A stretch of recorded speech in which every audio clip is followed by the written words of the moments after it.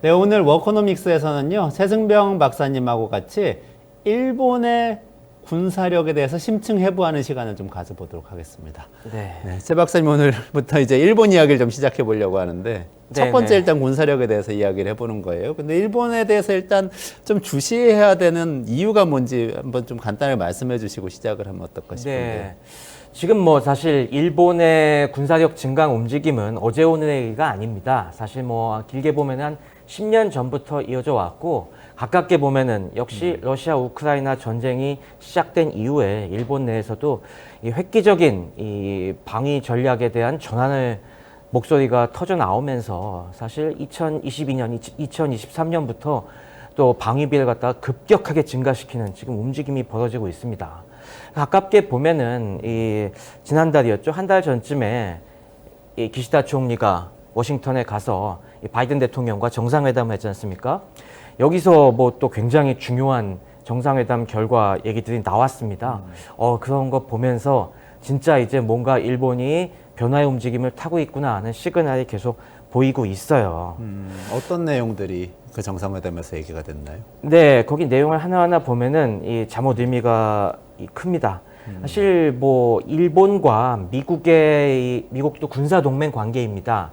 2차 세계대전 당시에 미국이 일본을 확실하게 항복을 시킨 다음에 좀 잠시 숨죽여 있던 상황에서 이제 냉전이 심화가 되니까 이 미국도 일본을 갖다가 냉전의 이 방위 안보 파트너로 삼아야겠다라고 해서 1960년 1월에 소위 미일 안보 조약이 체결되죠. 그러면서 그때서부터 쭉 미일 동맹 체계가 이어져 왔는데, 그 이전에는 사실 근데 이 미일 안보 조약이라는 것 자체가 사실 보면은 되게 간단한 조약입니다. 그래서 구체적인 내용은 시대에 따라서 계속 재해석되고 이 뭔가 방침이 계속 바뀌어 왔는데, 이 흐름이 냉전 시대에는 다분히 소련을 적으로 상정하는 이런 방침으로 일본의 방위 태세가 갖추졌다면은, 당연히 이제 2000년대 들어서 중국이 부상하면서 최근에는 바로 이 미중 간의 갈등, 중국을 견제하는 이 또 중요한 파트너로 일본을 삼으려는 지금 계획이 계속 가동이 되고 있고요. 이번 정상회담의 결과는 그러한 이 미국의 대전략에 편승하는 또 일본의 안보 전략이 아주 구체적인 이 실행 계획으로 촥촥촥 발표가 됐습니다.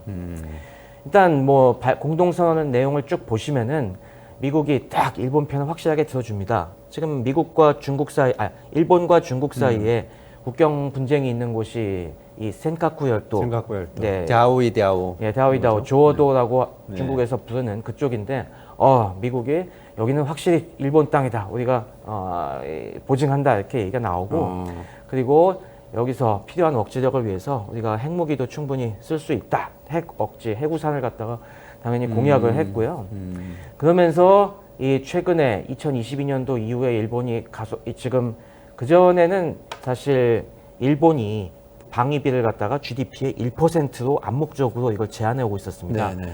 근데 우크라이나 전쟁 이후에 이걸 2027년까지 GDP의 2%로 증액하겠다는 이 계획을 발표했거든요. 그래서 지금 가파르게 증액하고 있는데, 이것도 굉장히 미국은 높게 평가한다. 일본이 지금 영내 안보에서 중요한 역할을 담당하는 걸, 이런 노력을 환영한다는 걸 갖다가 딱 들어가 있고요. 그리고 그 안에서 이제 추진하고 있는 이 계획들을 갖다가 미국이 적극적으로 서포트 해주겠다는 얘기들이 들어가고 있습니다. 이 일본의 지금 방위비 증액이 어떤 식으로 지금 돈이 쓰이고 있냐면은, 일단 중국을 견제하기 위해서는 중국의 가장 큰 위협 중에 하나가 탄도미사일 같은 위협들입니다. 네. 그럼 미사일 방위 체계를 위해서 아무래도 정보 수집하고 각종 레이더 시스템, 요격 미사일 시스템들을 갖추는데 큰 돈이 들어가고 있는데, 이거 뭐 적극적으로 우리가 참여하고, 또 일본이 만약에 중국이나 러시아가 또 북한까지 미사일 공격을 해왔을 때 지금은 우리가 대응할 수단이 없다. 그래서 우리가 이걸 대응할 수단으로 순항 미사일을 대대적으로 배치하겠다는 계획으로 토마호크 미사일을 지금 몇백 기 도입을 추진하고 있습니다. 이게 원래 계획을 갖다가 지금 예정보다 더 앞당겨서 사들이고 있는데, 미국이 그거에 대해서 이거 좋은 계획이다. 충분히 우리가 토마호크 공급에 신경 써주겠다라고 하고 있고, 그리고 또 일본이 요즘 미국이랑 이런 미사일 공동 개발에 나서고 있습니다. 네. 이런 새로운 이 신무기들을 개발하는 데 있어서 양국 간의 여러 가지 기술 협력을 갖다가 확충하겠다. 그런 것도 얘기를 하고 있고, 또 이 인도태평양 지역에서 지금 미국의 주요 파트너가 호주지 않습니까? 그래서 오커스라고 하죠. 미국, 영국, 호주가 굉장히 끈끈한 동맹관계 형성하고 있는데, 앞으로는 일본도 여기 참여해서 우리 공동 군사훈련도 하고 이제 우리 공동 주요 안보 파트너로서 일본을 대접해 주겠다라는 내용들이 막 담겨져 있습니다. 한마디로 이제 일본의 여러 가지 이런 군사력 증강은 환영, 거기다가 앞으로는 무기도 공동 개발하고 그리고 연합훈련까지 강화해 주겠다. 이 한마디로 이 일의 군사동맹이 훨씬 높은 수준으로 지금 격상되는 그런 내용들이 다 담겨 있는 거죠. 아니 얼마 전에 우리나라 뉴스에는 우리 정부가 오커스 참여를 적극적으로 추진하고 있고 거기에도 약간 그린라이트가 있다는 방식으로 네. 이제 정부 관계자가 얘기하는 얘기가 나왔었는데 네. 그러면 오커스에 만약에 나중에 아직은 고려 중이라지만 일본도 참여하고 우리도 참여하면 결국은 우리하고 일본하고 공동 군사 훈련을 하게 되는 그런 상황이 되는 건가요? 우리나라가 아무래도 이 한미일, 특히 한일 간의 직접적인 군사 교류는 굉장히 국민 정서상 꺼려하는 분위기가 있기 때문에 결국에 근데 지금 미국이 그리는 판은 어차피 지금 미국이 우크라이나나 중동에 이런 식으로 발목이 잡혀 있는 상황에서 동북아 이 중요한 미중 간 대결 전장을 갖다가 우리 혼자 다 커버할 수 없다. 그렇기 위해서는 이 일본과 한국이 모두 참여하는 틀이 필요한데 이게 한미일 하면 또 워낙 반대가 심할 테니까 거기에 호주, 영국까지 끼워 넣어서 이제 오커스 판에 들어와라. 그럼 부담이 좀 덜할 거 아니냐. 지금 그런 식으로 계속 유인하고 있는 거죠. 얼렁뚱땅 일본하고 군사동맹처럼 되는 거 아닌가 하는 생각이 갑자기 들긴 하는데 근데 네. 어쨌든 지금 말씀하신 거의 핵심은 중국에 대한 전선이라는 그 이야기인 것 같네요. 그러니까 네네. 어떻게 보면은 원래는 일본은 자위대라고 그래서 일본 국내의 방어만 하라고 그렇죠. 되어 있었던 거잖아요. 2차 세계대전 네, 네. 이후에. 근데 지금 중국을 견제하는데 동아시아에서 역할을 맡아달라고 미국이 하면 그거는 완전히 다른 확장된 역할이 되는 거 아닙니까? 지금 그런 상황이 된 건가요? 맞습니다. 뭐 지금 원래 일본의 이 방위 개념은 일본은 전후에 제정된 평화헌법에 의해서 이 적대적인 행위를 갖다가 절대 엄금하고 있기 때문에 이게 헌법 구조에 명시되어 있죠. 그래서 이걸 갖다가 피해가기 위해서 전수방위라는 개념, 우리는 철저하게 방어를 위해서만 군사력을 갖고 있겠다라는 전수방위 개념을 갖고서 얘네가 이 그동안 자위대라는 이름으로 우리 스스로를 지키는 목적으로만 해왔다라고 하는 것인데 지금 이런 행보들은 사실상 그래서 많은 안보 전략가들은 사실상 전수방위 개념을 포기한 것이다. 우리가 그냥 방어하는 것뿐만이 아니라 여기 아까 보면은 이제 이 중요한 안보 산문서라고 하는데 이 새로 2022년에 나온 이 국가안보 전략, 국가 방위 전략에는 이 우리가 억제력을 확보하기 위해서는 선제 공격은 아니지만은 반격할 수 있는 수단을 갖춰야 된다. 그러니까 상대가 우리를 만만하게 보고 한 대 치면은 우리가 반격은 충분히 할 수 있다는 이 강력한 전투력을 갖고 있어야 된다는 걸 명시하고 그러면서 지금 강화하는 것이기 때문에 이 부분에서 상당히 이미 한 차원 넘어선 상황이라고 볼 수가 있겠죠. 그러면 평화헌법 무력화하고 전쟁할 수 있는 국가로 만들자. 이게 이제 그동안 일본 그 우파의 굉장히 강력한 주장이었는데 네. 그 뜻대로 가고 있다. 이렇게 되는 건가요? 그러면은 뭐 우리나라 같이 예전에 침략을 받았던 국가 입장에서는 이러다가 나중에 진짜 전쟁할 수 있는 국가 넘어서서 침략할 수 있는 국가 되는 거 아닌가? 뭐 이런 생각이 들잖아요. 네, 이게 항상 우리나라의 반응이죠. 네, 이런 면에 사실 그 문제는 언제나 이런 일본의 군사력 증강 얘기가 나올 때마다 굉장히 뜨거운 감자일 것 같습니다. 그리고 당연히 우리나라 입장에서는 과거에 우리가 당한 피해가 있기 때문에 그렇게 반응할 수밖에 없는 것도 사실이고 일본이 그런 면에서 뭔가 확실한 과거사에 대한 청산을 한 것도 아니고 사죄라든가 네. 그런 면에서 그런 우려가 나오는 건 사실인데 그거에 대한 답변은 제가 다음 시간으로 넘기겠습니다. 네네네. 왜냐하면 이게 굉장히 우리가 그걸 단순하게 그렇게 얘기할 만한 문제인가 하는 건 한번 좀 깊이 생각해 볼 주제인 것 같아요. 그래서 그걸 답하기 위해서는 지금 이 일본의 움직임이 어떻게 나오는지 긴 역사적인 맥락까지 좀 따져봐야 될 것 같아갖고 그건 다음 시간에 저희가 심층적으로 논의해 보기도 하고요. 네. 네, 오늘은 일단 지금 그 현황에 대해서만 주목해 보면 어떨까 합니다. 아, 좋습니다. 그러면 현황에 대해서 한번 군사력 현황에 대해서 차근차근 한번 짚어보죠. 실제 전쟁하는 할 수 있는 나라가 되었다고 했을 때 전쟁을 할 수 있는 능력이 있는가 이거 중요한 질문이잖아요. 네네. 일본의 군사력 현황이 지금 어떤 상황인지 말씀해 주시죠. 네, 일본은 일단 뭐 기존에도 이 자위대라고 하지만은 이 군사력이 상당한 국가입니다. 예컨대 뭐 여러 가지 군사력 집계하는 기관들이 있는데 글로벌 파이어 파워라는 곳에서 이 매년 파워 인덱스라는 지표를 갖다가 발표하거든요. 근데 여기서는 이거는 어떤 군사력을 중심으로 해서 사실 군사력만 갖고 되는 게 아니라 이 사실 전쟁을 하기 위해서는 경제력도 받쳐줘야 되고 여러 가지 뭐 군수 보급 체계가 유지되는 그런 다양한 이 기타 여러 가지 힘들이 필요한 것인데 이걸 종합적으로 봤을 때 이 나라의 이 물리적인 파워는 어느 정도인가 이걸 인덱스화한 것입니다. 이를테면은 북한 같은 경우 무기는 어마어마하게 많지만 군사력은 세지만 그렇다고 이런 제반 경제력이 약하기 때문에 그 파워 인덱스는 되게 낮거든요. 근데 이 랭킹을 보면은 2024년도 랭킹을 보면은 1, 2, 3, 4위는 뻔합니다. 1위는 미국, 2위는 러시아, 3위는 중국, 4위는 인도. 뭐 당연히 전 세계 지금 가장 이 쟁쟁한 나라들이 꼽혔죠. 네. 근데 5위가 어딘지 아십니까? 5위가 어딘가요? 우리나라입니다. 우리나라. 대한민국입니다. 우와, 우리나라 군사력 엄청 세네요. 네, 사실 대한민국은 북한을 상대하기 위해서 여러 가지 실질적인 육군 중심의 군사력도 어마어마하게 강한 데다가 한국은 경제력이 우리가 또 있기 때문에 이거 종합적으로 봤을 때 외국에서 봤을 때는 한국이 전 세계 탑5의 군사 강국이다라고 평가를 하는 겁니다. 가만 근데 아직 영국, 프랑스, 일본 뭐 다 안 나왔는데. 2023년에는 5위가 영국이었는데 네. 우리가 2024년 되면서 영국을 제꼈습니다. 아, 우리가 영국보다 더 네. 강하단 말이죠. 네, 외국에서 보기엔 그렇습니다. 네. 그리고 일본은 어디쯤 가 있어요? 6위가 영국이고 바로 7위가 일본입니다. 아, 6위 영국, 7위 일본. 와. 네, 프랑스가 그 다음이고요. 근데 일본이 우리나라보다는 뒤이긴 뒤네요. 네. 그래도 엄청나게 강력하긴 하지만. 네, 뒤이긴 하지만은 역시 일본도 자위대라고 하지만 전 세계가 보기에는 전 세계 10대 군사 강국이라고 그렇죠. 평가하는 것이죠. 사실 이렇게 평가하는 데는 몇 가지 뭐 이유가 있습니다. 사실 외형적으로 보면은 일본은 징병제가 아니라 모병제 국가이기 때문에 병력 규모가 우리보다 훨씬 작긴 합니다. 한 반 정도죠. 우리나라가 한 50만 명 정도인데 일본 자위대는 총 병력이 한 25만 명 정도입니다. 육상 자위대가 한 15만 명, 그리고 해상 자위대가 한 4만 5천, 항공 자위대가 한 5만 명 그 정도고요.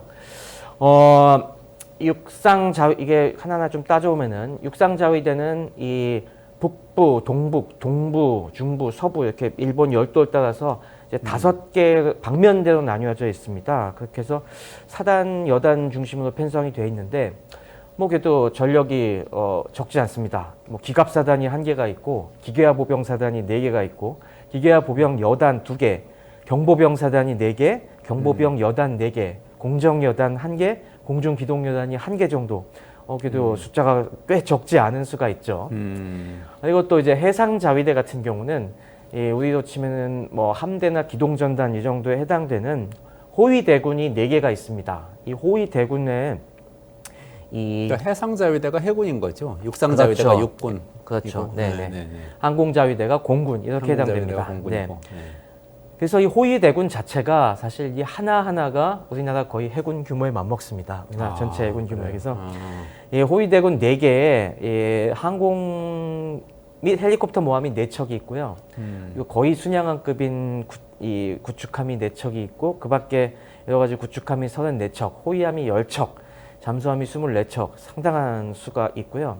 항공자위대도 이제 4개 방면군으로 나뉘어져 있는데 여기에 7개 전투비행단에 전투기가 F-15급이 한 200대가 있고 그리고 일본 자체로 국산 전폭기인 F-2가 한 90대 정도 그리고 최신의 스텔스 F-35A가 한 40대 정도가 있습니다. 우리나라 공군력이랑 거의 비슷한 수준이에요. 비슷한 수준인가요? 우리나라가 F-15급이 그런 정도가 있는 우리나라 건가요? F-15는 적습니다. 일본은 F-15를 굉장히 일찍부터 라이스 생산을 해갖고 F-15는 적은데 우리나라는 대신에 뭐 여러 가지 F-16이나 그런 다른 거가 좀 많이 있죠. 그런 걸 종합적으로 따져보면은 우리나라 공군력이랑 공군력은 우리나라랑 비슷하고 해군력은 일본이 굉장히 압도적으로 크고요. 항공모함이 4척이라는 거잖아요, 지금. 항공모함은 아니고 정확히 네. 지금 항공모함으로 고치고 있는, 원래 이게 처음에 만들었을 때는 헬리콥터 모함, 그러니까 헬리콥터를 싣고 다니면서 작전하는 그런 걸로 만들었는데, 최근에 이 중에서 큰 놈 2척을 갖다가 항공모함으로 개장하기 시작했습니다. 아, 여기는. 헬리콥터 모함도 그렇게 커요? 헬리콥터는 이렇게 직각으로 직선으로 뜨니까 안 클 것 그게 같은데? 한 2만 톤급 정도가 아. 되는데, 그게 갑판이 좀 미리 크게 만들어 나갔고, 그걸 갖다가 조금 더 크게 갑판을 확장하면은 이 F-35B 같은 수직 이착륙기를 운용할 수 있거든요. 지금 네네네. 그렇게 해서 최근 들어서 항공모함으로 2척을 개장을 하고 있습니다. 아, 그럼 항공모함 2척을 가진 국가가 된다 이렇게 볼 수가 있는 그렇죠. 건가요? 우리는 없잖아요. 그러니까 우리는 아직 비교가 계획이 되는데. 없죠. 그리고 육군은 한 우리나라의 절반 정도, 절반 정도 이하. 되고. 네. 근데 사실은 육군은 물론 해군이 많은 거는 방어를 위해서라도 필요하다는 건 인정할 수 있어요. 자위대라도 그렇죠. 네. 외국에서 침략할 수 있으니까 섬나라니까, 일본을. 네. 근데 육군은 왜 그렇게 사실 우리보다 적다고는 하지만 우리는 북한이 육상으로 공격할 수가 있기 때문에 우린 많은 네, 거고 그렇죠. 방어를 위해서. 네. 일본은 왜 방어하기에는 필요가 없을 것 같은데 섬나라인데. 네, 섬나라가 왜 육군이 그 정도 있냐라고 의아해하실 분들이 있는데, 이거는 사실 냉전 시대 유산이나 마찬가지입니다. 사실 이 육상 자위대의 주력이 배치되어 있는 곳이 어디냐면은 바로 홋카이도입니다. 북해도에 주력이 배치되어 있어요. 이게 냉전 시대에는 소련의 주요한 이 동북아에서 소련이 침공하면 어디로 할 것인가? 물론 하나는 북한을 등을 떠밀어 갖고 한반도에서 도발하겠지만은 일본은 바로 홋카이도 위쪽에 사할린이 있지 않습니까? 네. 그리고 또 여기 쿠릴 열도가 있고, 원래 남사할린은 2차 세계대전 때는 이 일본이 장악하고 있었어요. 러일 전쟁 때 남사할린을 뺏어갖고 가지고 있었는데 2차 세계대전 때 다시 소련이 남사할린을 다 점령해 버렸죠. 그래갖고 이제 사할린에서 딱 거기 진짜 조금만 넘어가면은 홋카이도거든요. 그래서 이 소련군이 어느 정도 안전을 확보하기 위해서 홋카이도를 침공할 수가 있다라는 그런 예상을 계속 해왔습니다. 그래서 사실 일본군이 상당한 이 기갑 전력을 갖다가 홋카이도에 배치하고 있었어요. 그래서 지금도 아까 기갑사단 있다고 했지 않습니까? 네네. 1개 기갑사단, 1개 기계화 보병사단, 2개 기계화 보병여단이 아직도 홋카이도에 주둔하고 있습니다. 그게 현재는 위협이 별로 없다고 말할 수도 현재는 있는 거 아닌가요? 그래서 그걸 갖다가 이제 애물단지라고 생각을 했는데, 이제 다시 러시아가 요즘 심상치 않은 움직임을 보이면서 아직도 그게 이 효용이 다하진 않았다. 그런 것 때문에 지금 감축을 못 하고 있죠. 그래도 아무래도 우리나라가 육군은 훨씬 강하긴 합니다. 우리나라가 전차가 한 2,000대 정도 넘게 있는데, 네. 일본은 다 합쳐서 한 500대 정도. 아, 네, 그래서 기갑 전력이 실질적으로는 우리가 워낙 막강한 북한을 상대해야 되기 때문에 한 4배 정도라고 보시면 됩니다. 우리는 포병도 강하잖아요. 포병도 그렇죠. 우리나라는 포병이 우리나라는 또 포방부라는 얘기도 있지 않습니까? 우리나라는 포병 화력이 어마어마하게 강하기 때문에 포병은 한 5배 정도 있을 겁니다. 일본에 비해서. 네, 우리나라는 뭐 포병으로 치면은 포병은 전 세계 탑3라는 얘기도 있습니다. 근데 아까 그 글로벌 파이어 파워 그 인덱스에는 네. 이런 이제 병력의 숫자 이런 것도 점수화돼서 들어가 있는 건가요? 네, 그런 것까지 다 고려가 돼 있죠. 그럼 육군 병력이 일본이 굉장히 작기 때문에 어떻게 보면은 해군이나 공군만 따지면 훨씬 더 강할 수도 있는데 조금 과소평가됐다고 생각할 수도 있나요? 근데 적진 않습니다. 15만 병력이 네네. 지금 유럽의 나토 국가들이 워낙 병력을 줄인 상태이기 때문에 전 세계적으로 봤을 때 그게 또 아주 적진 않은 숫자입니다. 그렇군요. 하지만 역시 일본이 큰 평가를 받고 있는 데는 이 해군력이 큰 역할을 하고 있죠. 그렇군요. 네. 일본은 어느 정도 수준인가요? 네, 일본은 아까도 말씀드렸지만은 이제 4개 호위대군을 갖고 있는데 이 호위대군이 이 세력이 어마어마합니다. 이 일본은 이 사실 냉전 시대까지만 보면은 냉전 시대 일본 자위대는 약간 기형적인 군대였어요. 그 당시에는 이 미국이 아무래도 국력이 굉장히 강한 시절이었기 때문에 미국이 이 동북아 방위의 핵심을 맡고 일본은 거기에 하위 지원하는 서포트 역할을 중심으로 이 군사력을 만들게 시켰습니다. 그러다 보니까 그 당시에는 그 당시에 이 해군력은 굉장히 또 큰 역할을 뭘 담당했냐면은 소련은 반면 해군이 약하잖아요. 네. 소련 태평양 함대는 요 블라디보스톡이랑 캄차카 반도 주변에 약간밖에 없는 거고 또 대부분이 잠수함 전력이었습니다. 그러다 보니까 주요 작전이 대잠전, 그러니까 이제 잠수함이 빠져나가는 걸 막게 이제 해역을 봉쇄하는, 그래서 이 각종 대잠 초계기 전력이 일본이 굉장히 많이 있거든요. 그런 거 중심, 아니면은 또 소련이 뭘 하냐면 잠수함이나 그런 소형 함정들을 이용을 해서 주요 교통로에 기뢰 같은 걸 많이 부설하는 그런 기뢰전을 많이 수행하기도 했었어요. 그래갖고 그런 면에서 이 대잠전, 기뢰전 쪽에 특화가 돼 있었는데 이제 이 중국이 상대가 되면서 이제 상황이 완전히 지금 뒤바뀌고 있습니다. 중국 같은 경우는 이제 수상함 전력을 갖다가 어마어마하게 확대하고 있고, 중국은 해안선이 굉장히 넓잖아요. 그리고 이 태평양 쪽으로 계속 확장해 나가려고 하고 있기 때문에 이제 해상 자위대 임무가 이 중국 함대를 방어하는 쪽으로 바뀌고 있다 보니까 한 2010년대부터는 아예 그쪽으로 방향을 정해갖고 이 4개 호위대군 전력을 갖다가 확실하게 하나하나가 이 중국의 주요 함대를 상대할 수 있을 정도의 이 위력으로 강화시키고 지금 있습니다.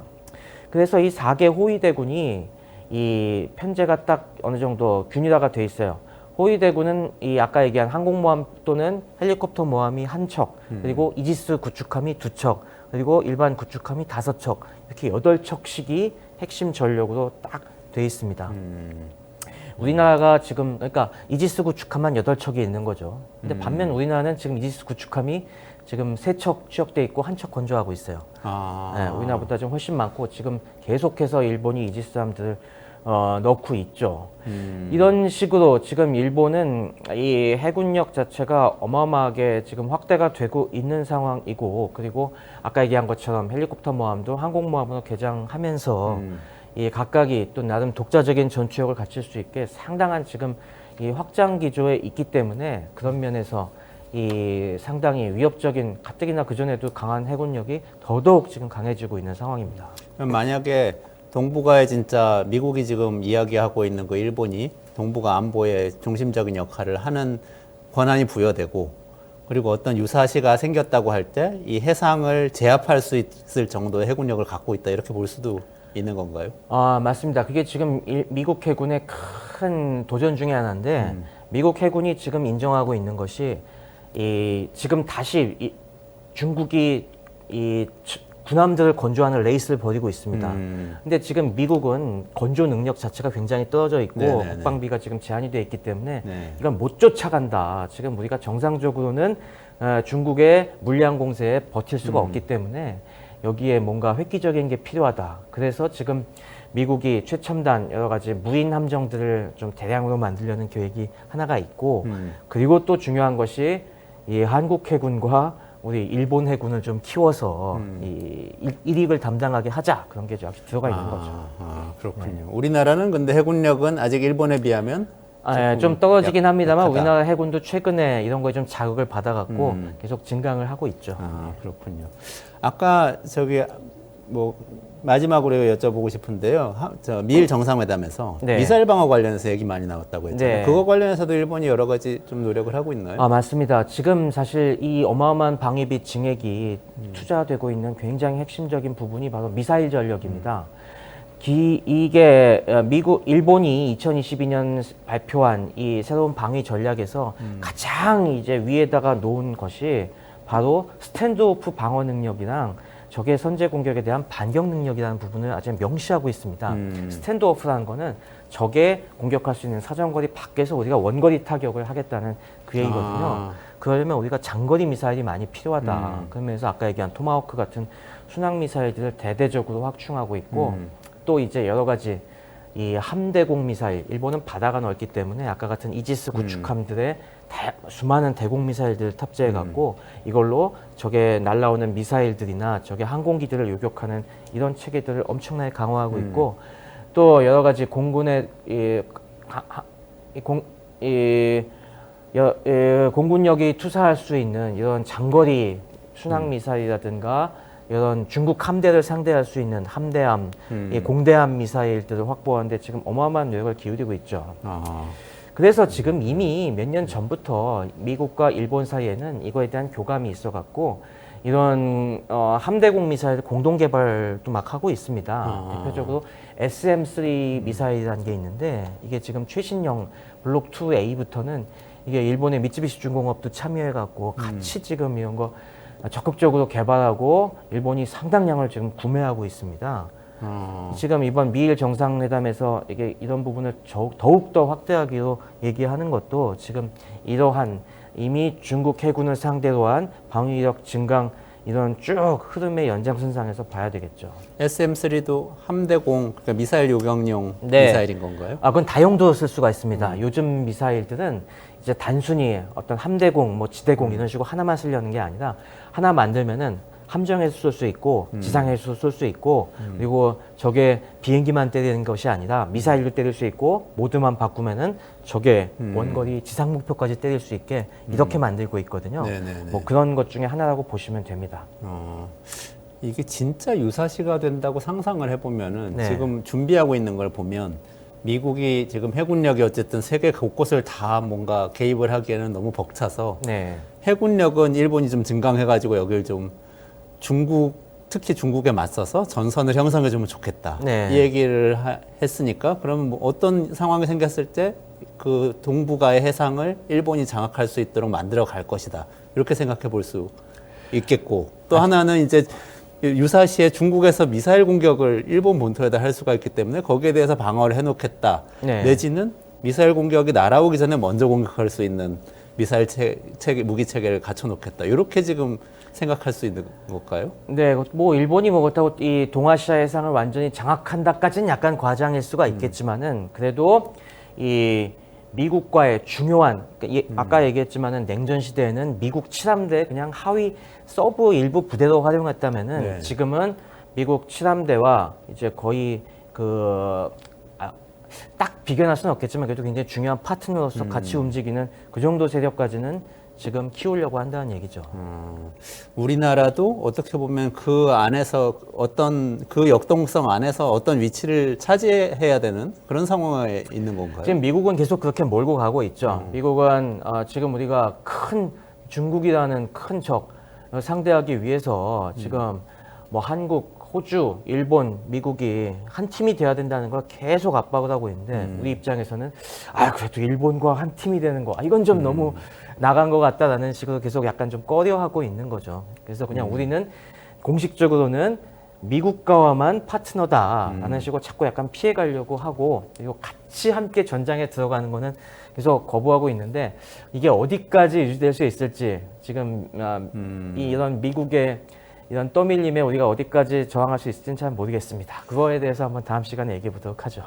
그러게요. 일단 일본은 지금 뭐 많은 준비를 하고 있다고 말씀하셨는데 이것에 돈이 들어가는 문제잖아요. 게다가 네. 일본 경제도 오랫동안 안 좋았고 그렇기 때문에 충분한 경제력이 또는 국가 예산이 뒷받침될 수 있을지 이런 의문 좀 드는데요.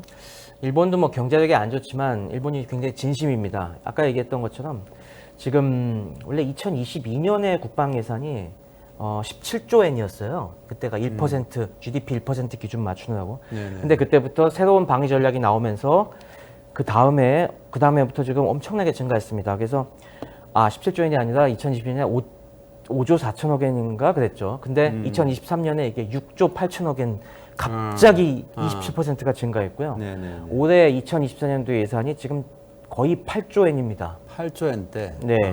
지금 2027년까지 GDP 2%를 맞추려면은 지금 일본의 GDP가 올해 한 590조 엔이고 그때 정도면 600조 엔 될 거예요. 그러니까 이 2%면은 12조 엔이라는 얘기죠. 네네. 그러니까 2027년까지 거의 뭐 12조 엔으로 이걸 증액을 한다는 얘기니까 진짜 매년 30%씩 지금 당분간 증액이 예정이 돼 있고 그래서 지금은 일본의 세출 비중 중에서 국방비, 방위비 예산이 사회보장비 다음으로 2위입니다, 지금은.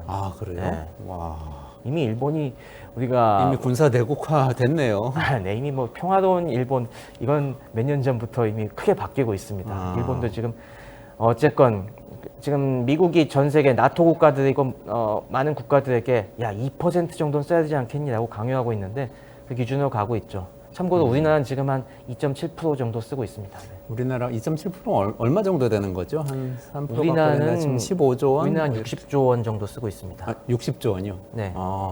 60조 원 너무 많은 것 같아요. 우리 국가 예산이 650조 원이니까. 네, 네. 그중 네. 3%라고 하면 15조 원 이렇게 될 것 같아요. 600조 원은 우리나라 예산이고 네. GDP로 GDP에? 네, GDP 그러니까 60조 원 됩니다. 60조 원 되네. 네, 그러면 60조 원 정도이기 때문에 이미 일본 방위 예산이 우리나라 규모를 넘어섰어요. 그리고 이게 한 2027년 되면은 우리나라의 2배 정도가 되는 겁니다. 와, 차이가 굉장히 많이 나네요. 네. 알겠습니다. 우리 오늘 일본의 군사력에 대해서 심층 해부를 좀 해봤는데요. 오늘 마무리하면서 또 굉장히 많은 궁금증이 생기는데 네. 이게 지금 국가 전략적으로 또 역사적으로 일본이라는 나라가 어디서 와서 어디로 가고 있는지 그리고 우리는 어떻게 대응해야 되는지 그 얘기를 앞으로 좀 몇 차례 걸쳐서 깊이 있게 다뤄주시면 좋겠습니다. 네, 알겠습니다. 네, 그럼 같이 좀 준비해 보시는 걸로 하고 오늘 이렇게 마무리하겠습니다. 네, 알겠습니다. 네, 최승병 박사님 고맙습니다. 감사합니다. 네.